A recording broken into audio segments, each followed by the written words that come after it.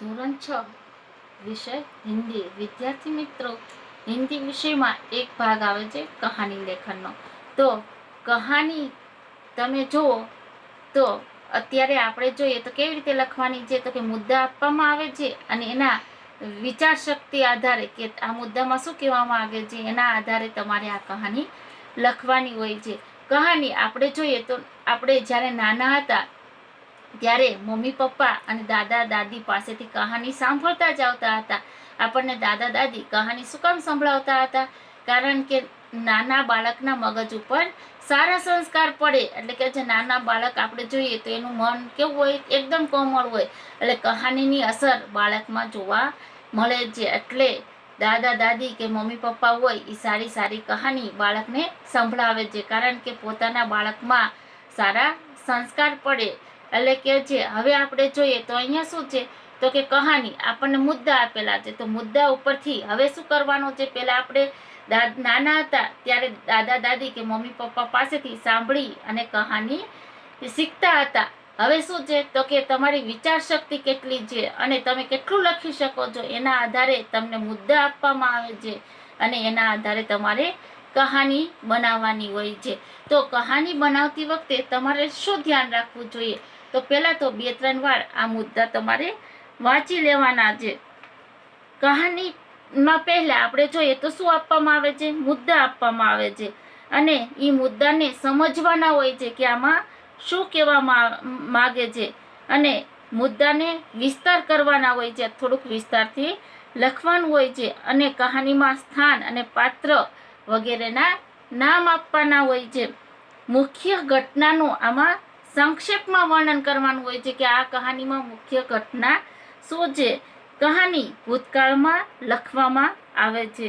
પૂરી કહાની 3-4 પેરેગ્રાફમાં લખવામાં આવે છે. પછી સીધું લખો તો સારું લાગે નહીં. કહાનીને શું છે, તો કે 3-4 પેરેગ્રાફ પાડવા જોઈએ.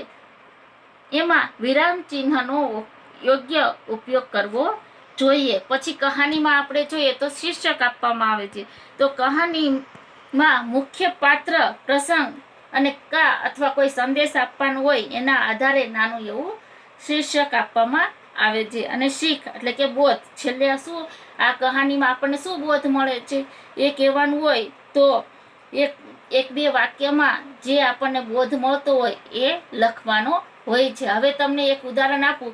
જો પેલા મુદ્દા આપેલા છે, એક બુઢા કિસાન 4 બેટે, बेटों का आपस में लड़ना झगड़ना, बूढ़ा किसान मृत्यु शैया पर, बेटों की चिंता, बेटों को बुलाना, लकड़ियों का गट्ठर तोड़ने के लिए कहना, तोड़ न पाना, गट्ठर की लकड़ियां अलग अलग करना, प्रत्येक बेटे को एक एक लकड़ी तोड़ने के लिए कहना, आसानी से तोड़ना. પછી શીખ. તો અહીંયા શું આપ્યું છે, તો કે એકતા ही शक्ति. હવે જો એના ઉપરથી કહાની બનાવેલી છે એ તમે એક ગામ में ચતુરસિંહ નામક એક ધની કિસાન રહેતા હતા.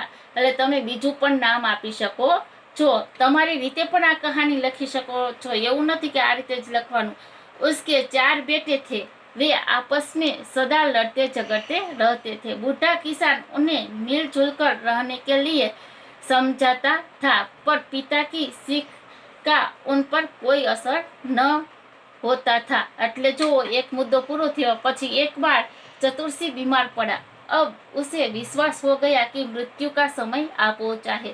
उसे अपने बेटों की बहुत चिंता हो रही थी. आखिर उसने चारों बेटों को अपने पास बुलाया. फिर उसने लकड़ी का एक गट्ठर मंगवाया. उसने बारी बारी से हर बेटे को वह गट्ठर तोड़ने के लिए कहा. लड़कों ने गट्ठर तोड़ने की खूब कोशिश की, पर उनमें से कोई भी इस गट्ठर को तोड़ नहीं सका.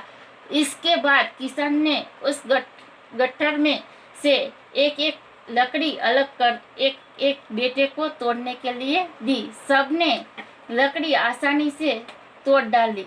तब किसान ने उनसे कहा, अच्छा बताओ, जब ये लकड़ियां गट्ठर के रूप में बंधी हुई थी तब तुम उन्हें क्यों नहीं तोड़ सके. बेटे ने कहा, पिताजी पहले ये लकड़ियाँ गट्ठर में एक साथ बंधी हुई थी, इसलिए हम उन्हें तोड़ नहीं पाए। तब बूढ़ा किसान ने उन्हें समझाया, प्यारे बेटो, गट्ठर में बंधी लकड़ियों की तरह तुम भी लोग भी संगठित रहोगे तो कोई तुम्हारा कुछ भी बिगाड़ नहीं सकेगा। बूढ़े पिता की यह सीख सुनकर चारों बेटों की आंखों खुल गई। उन्होंने मिलजुल कर रहने का निश्चय किया। હવે શીખ જો વિદ્યાર્થી મિત્રો, એકતામાં બહુ શક્તિ હોતી है। એટલે આ રીતે તમે જુઓ તો અહીંયા આપણે જો વિરામ ચિહ્નનો યોગ્ય ઉપયોગ થયેલો જોવા મળે છે। પછી આપણે જોઈએ તો પેરેગ્રાફ પણ જોવા મળે છે અને આપણને અહીંયા શીખ પણ આપવામાં આવે છે કે એકતામાં બહુ શક્તિ હોતી है। એટલે આ રીતે જે શીખ મળે એટલે આ શું છે તો કે આપણા જીવનમાં કહાની છે એ સારી છાપ છોડી જાય છે અને આપણને એક સારા સંસ્કારનું નિર્માણ કરે છે। વિદ્યાર્થી મિત્રો, આ ઉદાહરણ તમારે લખી લેવાનું છે આ કહાની અને આ મુદ્દા ઉપરથી તમારે કહાની તમારી જાતે બનાવવાની છે, શીર્ષક આપવાનું છે અને શીખ પણ આપવાની છે।